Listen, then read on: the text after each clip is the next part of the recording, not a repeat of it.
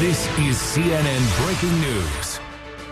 Busy day here in the Situation Room. We have more breaking news, and for that we want to get straight to CNN's Barbara Starr. She is at the Pentagon where she's learning new information on additional U.S. personnel being moved into Iraq. What can you tell us, Barbara? Brianna, the Pentagon announcing just a few moments ago that an additional 300 U.S. troops are moving into Iraq. Let's explain this to everyone. 200 of these additional troops will be moving directly into providing security for the U.S. Embassy, for U.S. facilities in Iraq, and also for the U.S. positions at the Baghdad airport. An additional 100 troops who are already on standby close by in the Middle East also moving in. They are going to have additional helicopters, additional unmanned aerial vehicles. Their job, all of these additional 300 troops, will be to provide security for the U.S. troops and people at the embassy already there. You have your 300 advisors, and plus some additional people at the embassy. It's basically all now adding up to about 800 troops on the ground in and around the Baghdad area. And these additional new troops now being announced this afternoon, 300 more. Their main job will be security, help protecting U.S. facilities and protecting the personnel already there. Brianna? And Barbara, when we heard this announcement first from the president, from the administration, about sending members of the U.S. military or from the U.S. government in, it was up to 300 advisors is what we were told. Obviously, this is different. This is troops. But do you have a sense that this is more of a ramp up than what was initially expected, or is this just sort of what goes along with those advisors and maybe we didn't have a number on it before? No, I have to tell you, I think this is an indication that they do feel they need to really make sure they have security for Americans working at the embassy, for any Americans at the airport, for the American military advisors. They have got to have security nailed down for these people. We knew, for example, that there were 100 troops in a nearby country ready to move in to provide security if needed. Those troops going in now, but another 200 going in to do the same thing, to provide security. They will have helicopters, they will have arms, they will have unmanned aerial vehicles, drones flying overhead to keep watch. Clearly, they are feeling that they need to have more security around the Baghdad area, which is supposed to be under government control. And as troops, these advisors may in the coming days move north out of Baghdad, where they might run into some of these ISIS fighters.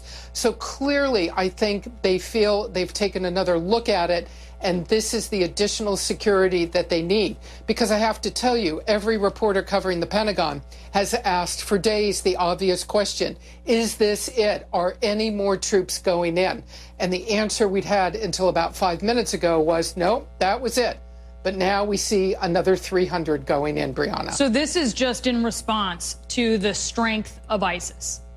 Well, I think perhaps the strength of ISIS, the general uncertainty in Iraq right now about the security situation, and the fact that you're going to have eventually first 300 military advisors moving around the country.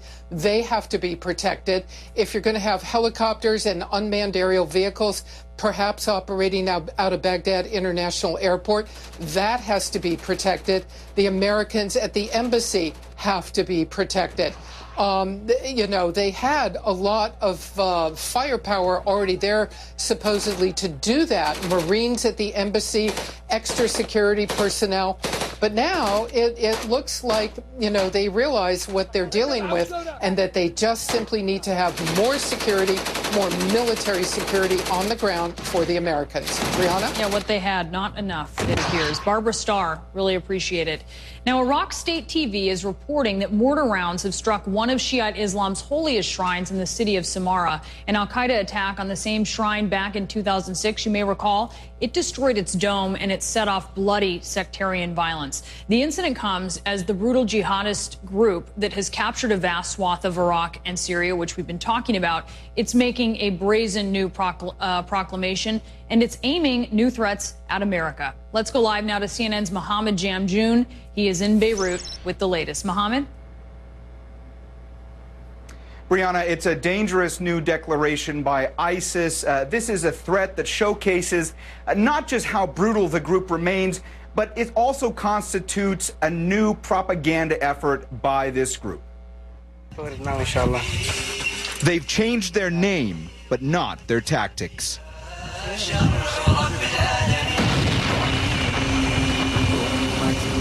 ISIS, which stands for the Islamic State in Iraq and Syria, says now it will simply be known as the Islamic State. And it declared all areas it's overtaken in Syria and Iraq to be a caliphate or Islamic State, a significant move. In announcing the Islamic State and in using the word caliphate, you see the full extent of ISIS's ambitions. They include taking over more territory, requiring all Muslims to swear allegiance to the group, and to continue waging a chilling propaganda war. There is no place on this earth that these buildings are safe anymore. Like in this newly released videotape. Just minutes before blowing this Iraqi police station to bits, the video shows a member of ISIS smiling as he reveals what appears to be men held captive in that building. So we take a look inside, inshallah. Exclusive footage.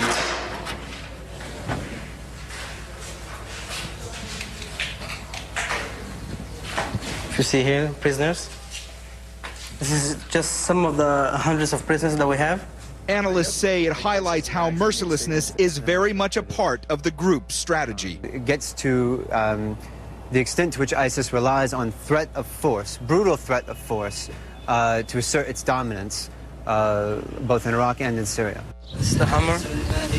And showcases also how comfortable and confident the organization feels in Iraq.